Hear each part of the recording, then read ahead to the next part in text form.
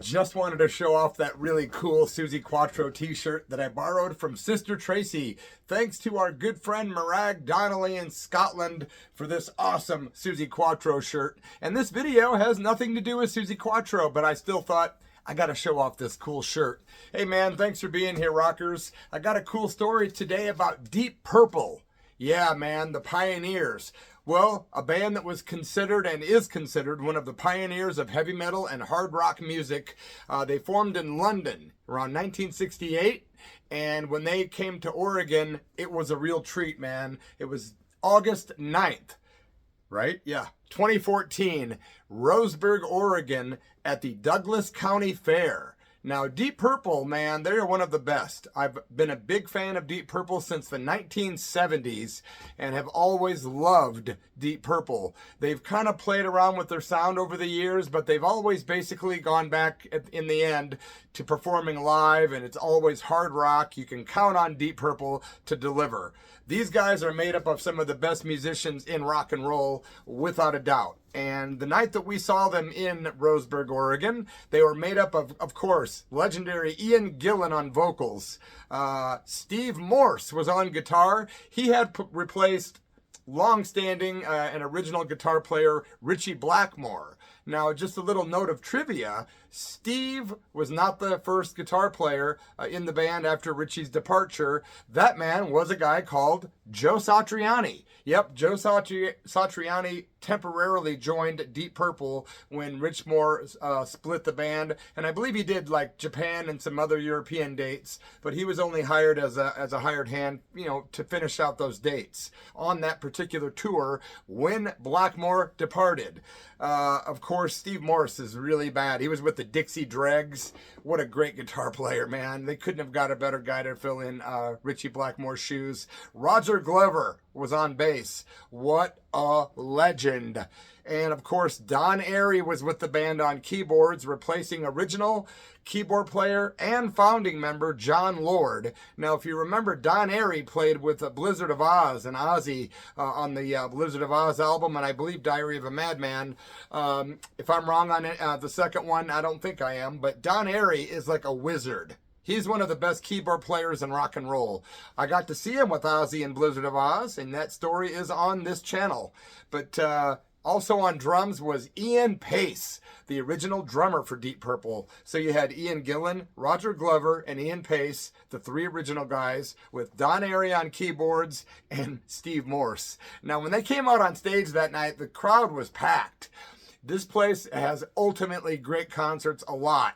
And they really do. They have great concerts at this fair, and Deep Purple was packed with tons of people wanting to see these guys. We were about halfway from between the stage and the back of the place, probably in the middle somewhere, watching the band.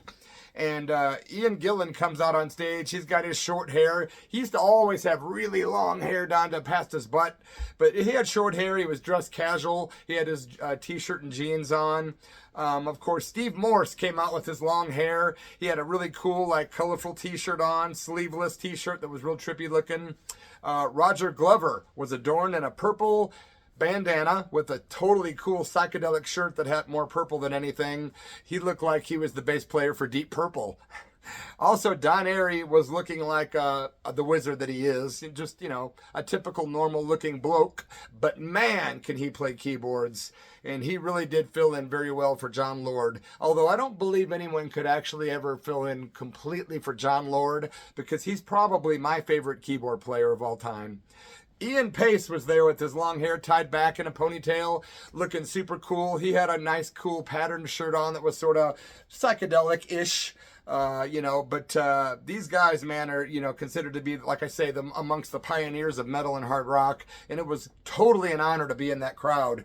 We were puffing away and having a good time, if you know what I mean. And the place was packed. The band was very loud. I gotta say that, man. I was hoping, please let them be loud. Because, you know, there's certain rock music that's just not good unless it's a certain level of decibel. And Deep Purple, I think at one point, might have even had the record for world's loudest band. I know the Who did, but I thought Deep Purple might have at one time. Maybe not. Or was that Motorhead? No. Somebody let me know. Did Deep Purple ever have the record for World's Loudest Band? Maybe leave that in the comment section, and taking a quick moment to ask you guys to please subscribe to my channel. Just hit the subscribe button, please, and give this channel a like if you would. This video, I should say. When the band actually hit the stage, it was completely like, for a rocker like me, it was like, there they are. I had goosebumps on me, man. The crowd was very warm. The band was on their tour for an album called Now What, which was their first album in about over 7 years at that point.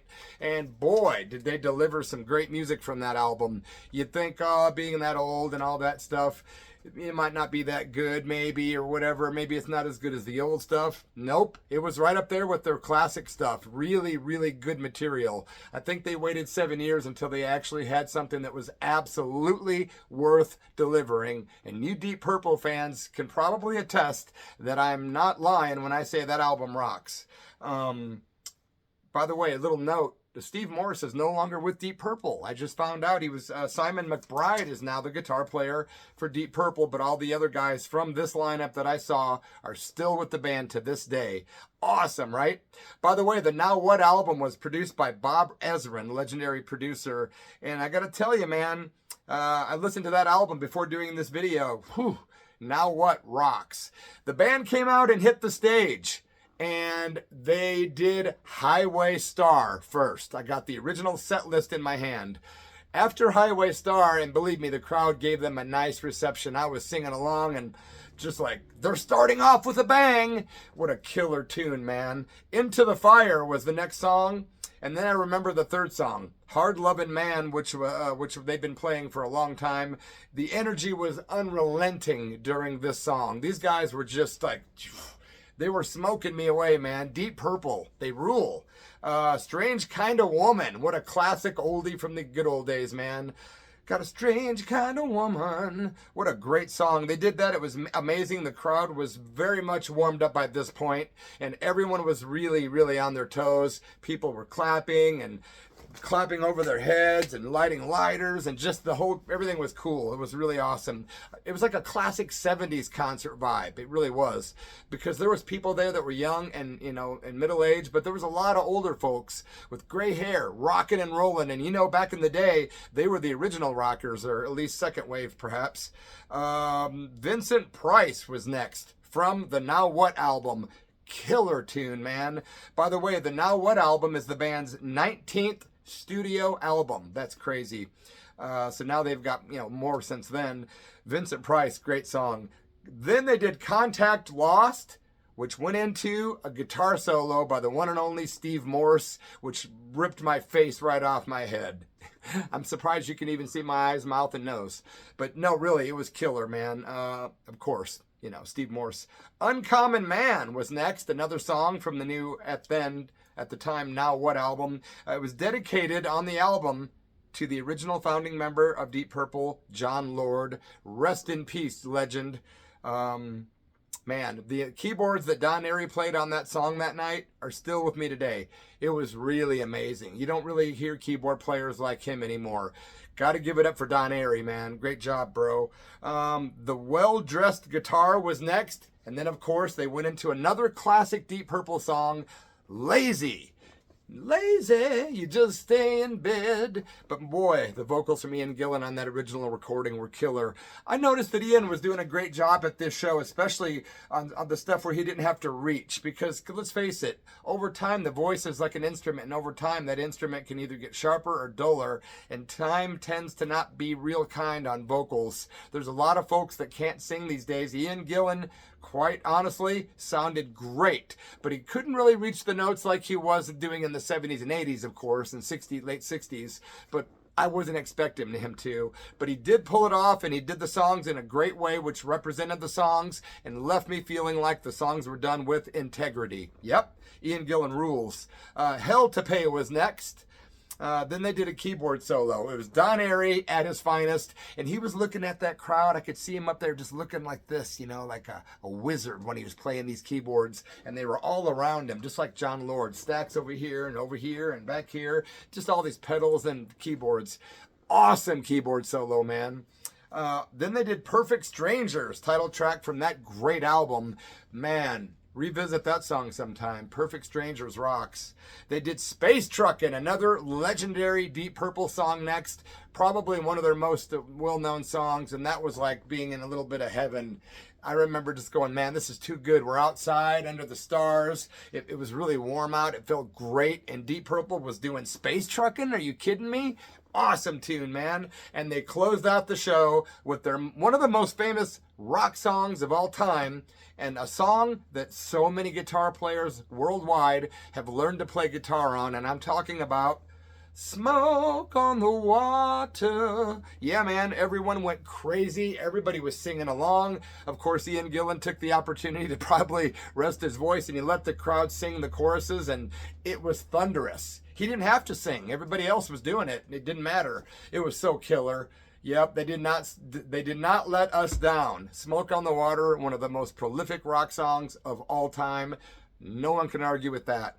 Of course, you knew they were going to do an encore, right? We were hoping, and they did. We gave them a nice, loud, long reception, and they finally came back out. And I got to tell you, man, the light show was cool because it was minimal, but it wasn't.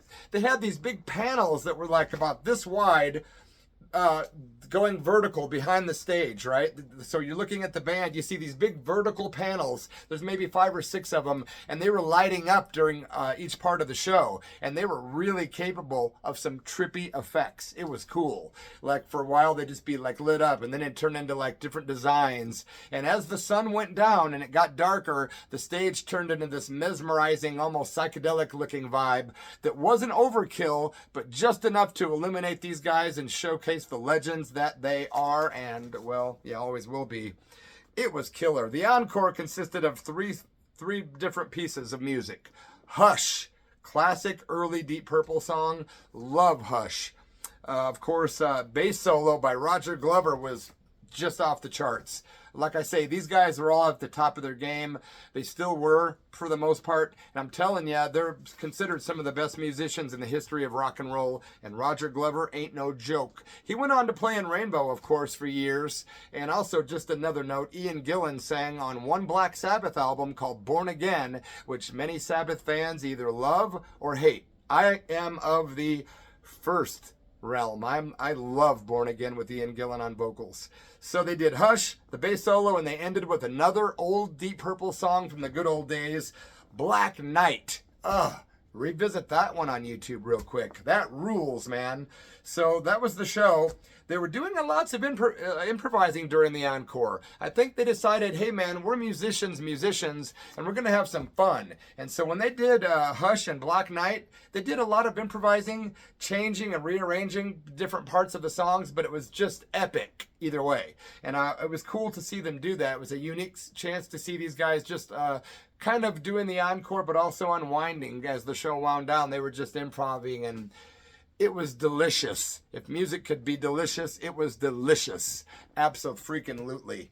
And it was like when you see a good rock show like that, like when I saw Iggy and the Stooges on the reunion tour, I literally was on a natural high, no lie, that rhymed. I was on a natural high, no lie, for 2 weeks after seeing Iggy Pop live. I mean, I was this close to the guy, and I thought it was going to be like it's not going to be like the old days. That's going to be another story coming up real soon that me and Sister Tracy are going to tell, and it's one of the coolest stories that'll be on this channel. But after the show is over, you guys, here's a good thing. Before I tell you, please subscribe to the channel if you would. After the show was over, we all made our way out. We kind of were some of the last ones to leave. We just wanted to let the crowd get out and thin out. We finally leave the fairground area where you watch the bands, right? We walk outside that area, and there's all the carnival rides are lit up, but you could tell they're going to be closing up in probably half an hour, an hour tops. They were starting to wind down, closing some of the stands, but the rides were still going, and there was a band playing outside the area, and we didn't know that. We heard a band, so we thought we'd saunter over. Well, when we got to the fair, Sister Tracy, who I was with, decided to eat some of those things called shrooms, and she was having a good time. Boy, I bet that concert sounded even better to her. Well, when we got out of the fairgrounds, we saw people dancing around, people just in a great mood from having seen Deep Purple and having, they're on this natural adrenaline high. Come on, man, we just saw Deep Purple play live in our face, loud. Well, we noticed a guy that looked kind of tall and like he was having a really good time. Tracy looked at me, and when you do those kind of shrooms, you can get like a psychic vibe that goes on where your perception is extremely intense. And sometimes you can pick up on people's thoughts and the way they're acting, and you pick up what's going on before you even know what's going on. It's pretty cool. Well, she looked at me and she goes, "That guy is on the shrooms too." And I go, "How would you know that?" Well, within maybe less than half an hour, maybe 15, 20 minutes, we ended up talking to this gentleman, right? Who came up to us, and I said, "Hey man, what's your name?" And he goes, "Oddly Toddly." And that's how I met the legendary Oddly Toddly. He was one of our biggest fans for the Church of Rock radio show. Thumbs up to Oddly Toddly, one of the coolest human beings I know, and one of the kindest and most generous. And he goes by the name War Pig. He just was tripping that night and said to me, "Oddly Toddly," because his name's Todd. But most people around here in Ashland, Oregon call him War Pig because he's such a Sabbath fanatic. Well, we ended up talking to him. We're all laughing. And within about 5 minutes, out of the blue, he goes, "Church of Rock." I'm like, what in the bloody hell's going on? How did he just know that I'm the host of Church of Rock? I'm an hour and a half away from home. How does this guy in Roseburg, Oregon know about my radio show? And how come we were talking for a while before he said anything? Well, it turns out he said he recognized my voice and that he was a big fan of the radio show. And this was before Sister Tracy was even hosting the show, or co-hosting, I should say, and co-producing. So my mind was blown. I'm like, she picked out in the crowd that this guy was on shrooms.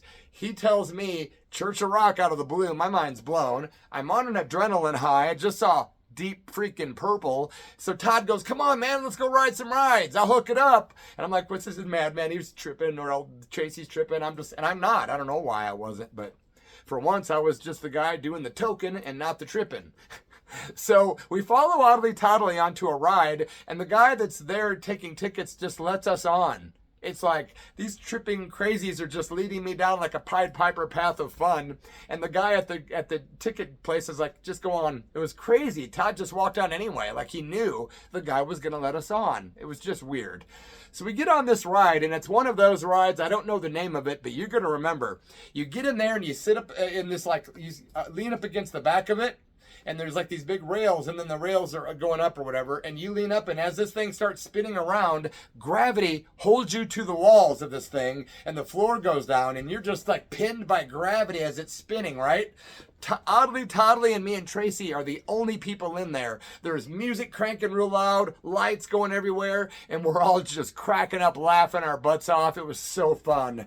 And Todd is leaning forward, holding onto this big rail, and it's like, yeah, man. He's like looking around and just really living for the moment. It was awesome. It was a really crazy experience. We followed this crazy madman rocker onto a couple more rides for free.